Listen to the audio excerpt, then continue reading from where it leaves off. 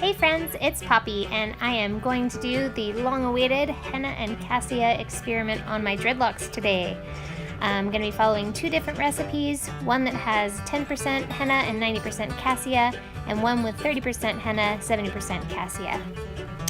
And I will be using pure henna and pure cassia in the Xenia brand. These have no additives whatsoever in this. If you've been following my channel for a while, you've probably been watching me cut off some dreadlocks and some congo's so that I had some bits of hair to do this experiment with.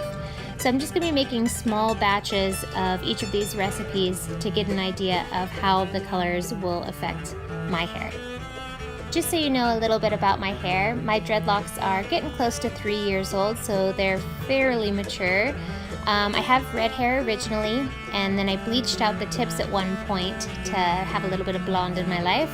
But I have had the experience after going blonde that they do soak up color a lot differently than my natural hair. So I really kind of am doing this experiment also to see what might be going on with that. I've seen it recommended that you use something acidic to help activate the color of the henna. So I've got 3 different acids that I'm going to try today. One is a lemon rose water, one is apple cider vinegar with a little bit of water, and the other one I'm going to do is chamomile tea with honey. It is possible that these different acids will affect the activation of the henna differently, so I'm kind of curious to see if there might be different shades of the henna because of the different acids that we're using. When you go ahead and give it a mix, make sure that your consistency is thicker than you might expect. You kind of want it to be a slightly muddy consistency. You don't want it too thin or it's just going to drip right off your hair and create a huge mess. So aim for something that's going to kind of glop on nice and thick. And like any good science experiment, I am going to create one batch that is made with just water and no acids, just so we have a good control. And here are the results of the first stir. You can already see that some of the henna of the 30% is a little bit redder in shade, where the 10% henna still has that greenish brown kind of color. This will change over the next several hours as the colors activate. Can take up to 6 hours for them to be ready to be used. I am going to actually wait overnight. And while I wait, I went ahead and wrapped them in this plastic bag, and also am putting them in a Tupperware so that I really make sure that they're not going to dry out while I wait overnight. And here we are the next morning, ready to start our experiment. The colors are activated and I have my little dreadlock bits ready to be dipped.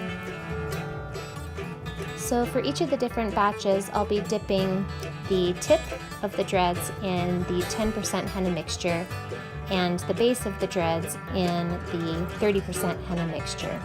So hopefully that'll give us a really nice gradient of colors that we can view for each of the different acids. I also did do a 100% henna, 100% cassia batch in the chamomile so that we could really get an idea of how bright these colors could go. The full dreadlock, I'm going to do the full gradient of 100% henna at the base down to 100% cassia at the tip so that we can really get an idea of all the different colors available on the spectrum.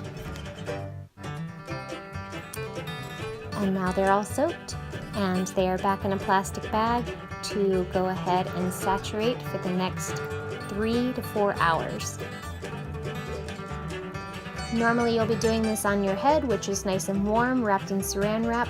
So to simulate that, I went ahead and put these out in the sun to go ahead and bake just a little bit to get a bit of heat to activate that color as well. And now it's been 3 to 4 hours and they are ready for the rinse. I'm not going to be using any shampoo or anything on these. Just go ahead and give them their own clean bowl of water and just really try to work the mud out of the dread. So that we can see the results.